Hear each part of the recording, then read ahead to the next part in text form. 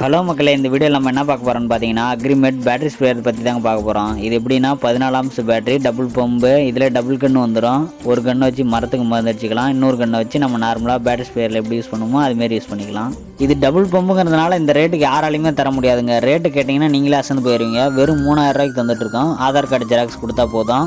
14 arms பேட்டரிக்கு 6 மாதம் வாரண்டியும் இருக்குது. பெல்ட்டுலாம் நல்லா ஹெவியாக கொடுத்துருக்காங்க. நம்ம கார் பெல்ட்டு, சீட்டு பெல்ட் போடுமே அந்த பெல்ட்டுலாம் கொடுத்து நல்லா ஹெவியாக ஆல்டர் பண்ணியிருக்காங்க.